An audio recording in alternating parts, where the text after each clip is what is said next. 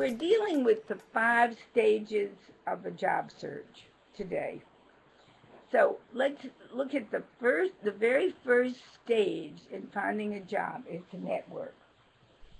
And you want to talk about this because this is sort of Sheila's baby. She really gets excited. She's the best networker I've ever met. She's networking all day. I'm learning how to fine-tune my networking. Actually, I've gone to a lot of networking events. However, I'm finding that when I go to events that basically have people who are working, that kind of pays off a little bit better for me. So I try to attend professional associations. I tell them I'm unemployed. They give me scholarship, fees to go to the event. So they cut it in half usually for me. So instead of $20, I pay $10, which is actually okay. And I get a dinner with that, which is really nice. And I'm actually doing something. I saw a presenter at C6. Some of you folks may be C6 members. And I'm actually following this guy's strategy. So I have a list of 100 people, over 100 people that know and love me. And I'm going to call them on the phone because people like to be called on the phone. And I'm going to ask them if they know anybody that I could be talking to about my profession. So I'm trying to career transition. So networking is very important, and they say it's not resumes that get you the job, it's people that get you the job. So networking is totally essential. But now one thing you told me that I think we need to bring up, you don't ask your friend for a job. No, the people you call. The people you network, you don't ask them for a job. You ask them for the name of people who might have a job. You. Or no, that might help you, that you should be talking to. You don't even say job. And because some people say, well, I don't have a job for you. Click, hang up the phone. So if you just ask people if they know anybody you can be talking to, so that just gets you some more leads. And so I'm basically going to start this adventure. I put together a spreadsheet. It took me over 2 days. And I'm trying to get more telephone numbers. I have emails for all these folks, but I'm trying to get telephone numbers because people think it's courteous to call. Well, I thought that was interesting. I don't think there's any question that it's more impactful if you're in person to person than the net. I mean, the internet's got all these machines and all this distance, and it's just not as powerful as a telephone. So, in other words, start your networking with telephone calls to people that know you, and then spread it out from that to people who might know of a job. People that know you, love you, and want you to succeed. That's what you have to think of when you're putting together this list. And you should have 100, right? You should have 100 because this fellow wants you to call 20 people each day. And that's quite a big, task because that's going to take probably 2 hours. If you spend 5 minutes per each telephone call taking notes, I think it factors out to about 2 hours a day. So this is a strategy. I mean, if I call 10 a day, I'll be making some headway. But my goal is to try this. I'm going to be starting this week, and I can give you folks some feedback on the process. Everybody's waiting. It's supposed to be 6 weeks you get multiple offers using this strategy, calling 20 people every day for 5 days a week and then following up the next week. And a marketing guy told me not to say, can I call you back next week? Or maybe he told me to say, when is a good time to check back in with you to kind of let these people know that you're willing to work with their schedule so you're not imposing. So I got some pretty good feedback from some pretty aggressive marketing folks. Okay. All right. Move on to the telephone interview. That's when you get asked to interview on the phone. Yeah, that's the second step. The first step is networking. The second step is the telephone interview. And the main thing to remember in a telephone interview is that you're limited to the voice, and so you have to be very aware of what you're hearing. In other words, and remember, those of you that have been through my seminar, there are visual people who talk with a very high-pitched voice, very fast. If you get one of those, you want to speed up your voice a bit and raise it a bit if you can. If you have an audio person on the other end, they'll sound like a radio announcer. It'll be an even cadence. They'll sound really good, and you want to match that, not mimic, but just shift your voice slightly in the direction of the other person's voice. And if it's a kinesthetic or a keynote, these are feeling people. Their voices are deep, and they pause a lot between words. And so you don't want to mimic. Don't exaggerate. But if you can just slow your voice down, if you're not a kinesthetic. Now, if you happen to get on the telephone with someone whose major perceptual sense is the same as yours, no problem. You're going to have instant rapport. And rapport is the key thing in the telephone interview. The telephone interview and the live interview. And Marilyn, I think this would help you about your fear of not knowing the answer to someone else's question. If you have rapport with the other person, a fairly good level of rapport, you can flub the question. You can make a mistake. Right. They'll forgive you if you have rapport. Rapport is more important than having the perfect answer. But there are some strategies if you can prepare a little bit, and I think there are some hard interview questions. I think the EDD has a copy of them, some career coaches, and basically if you kind of review them. Somebody asked me, they said that I managed people before, but I never managed a technical team, and that was the showstopper. And so I kind of like fumbled around a little bit, but my management skills are universal. I mean, can manage anybody. I didn't talk to technical people and work with technical teams. That was really not a showstopper, but you need to know how to address some of these things. Well, that's what's called an objection, and that's what we're going to deal with objection a little bit later in this broadcast. You can ask people what their objections are. Yeah. So Marilyn, there is a way to prepare to learn how to strategize. There are certain strategies for handling objections that work really well. We're going to deal with that a little later on. So for the moment, we're sort of focusing on the voice. Yeah, these are the components of the voice. And I went over these in another one of these broadcasts. So if you've already seen this, just use this as a review. In other words, people some speak louder, some speak softer. There's a tempo that goes, it's the pace or rhythm. There's a tone, either a high tone or a low tone or one in the middle. Now the timbre you can't match because the timbre is the individual voice that has to do with the shape of their voice box. But you can match the volume, you can match the tempo, and you can match the tone.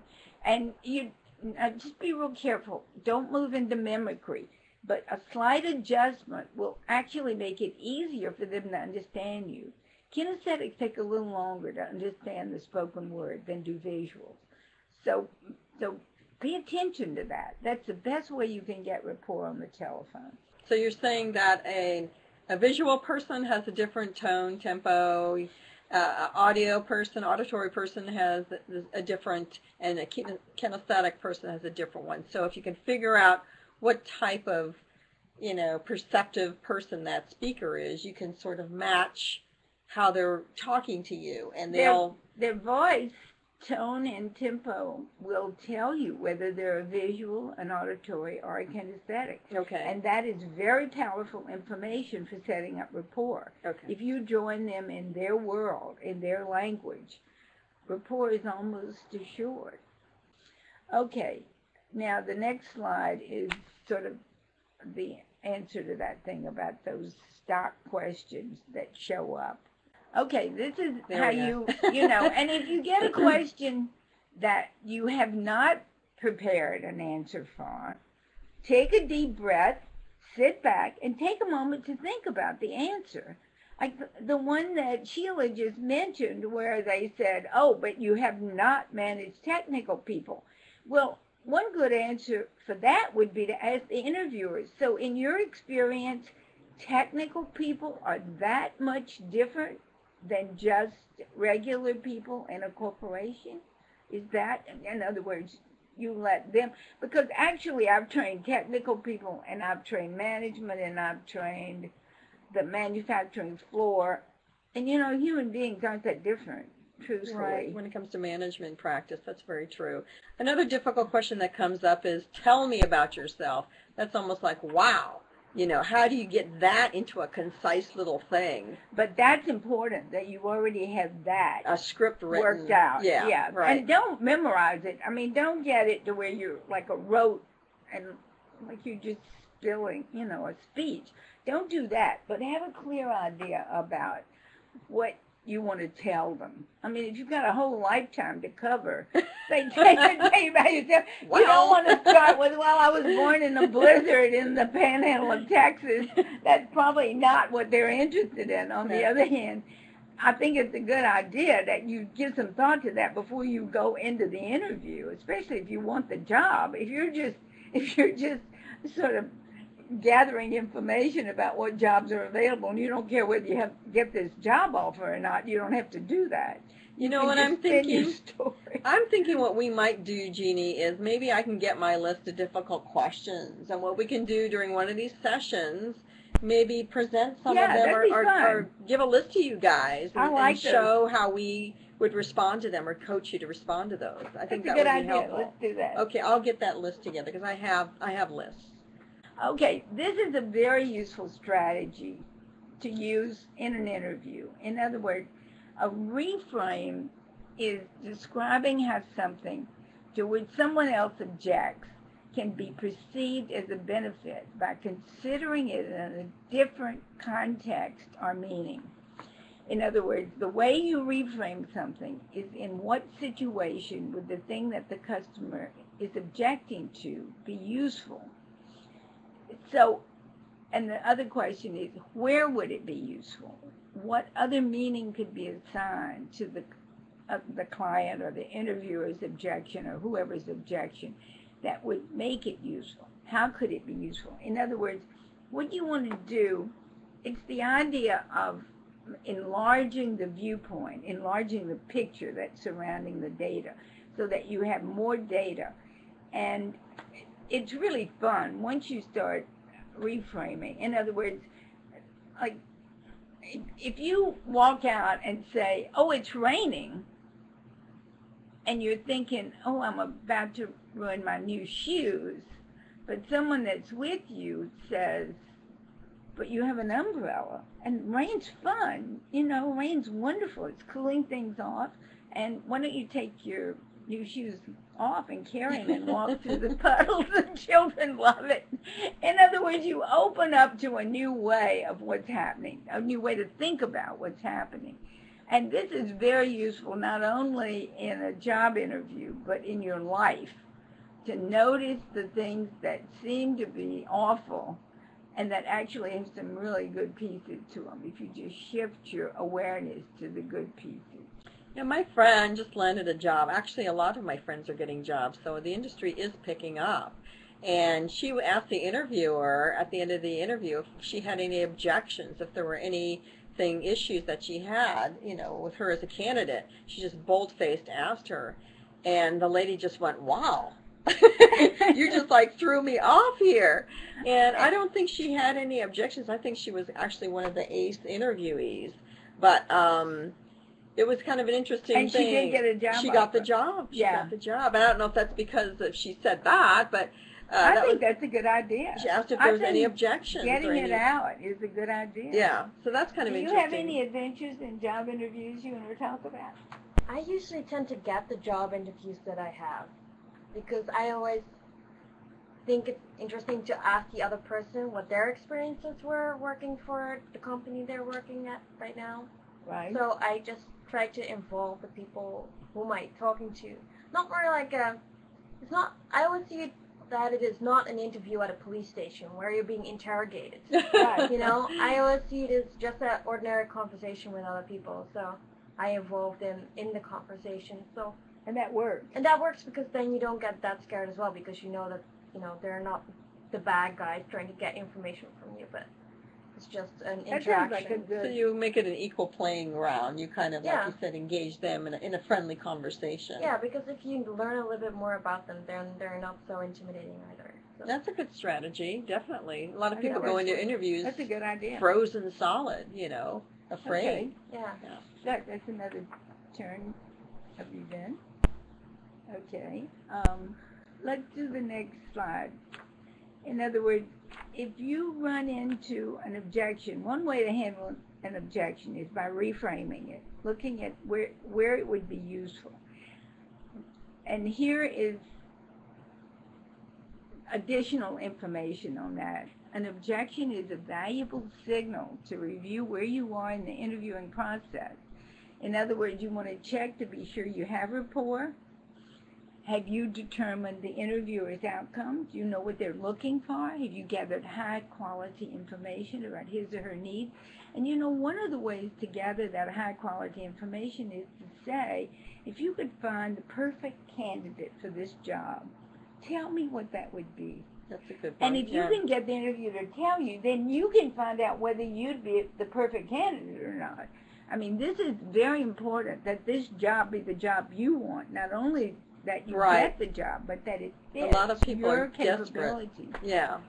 And how well have you matched your benefits to the interviewer's needs? All of those are really important considerations.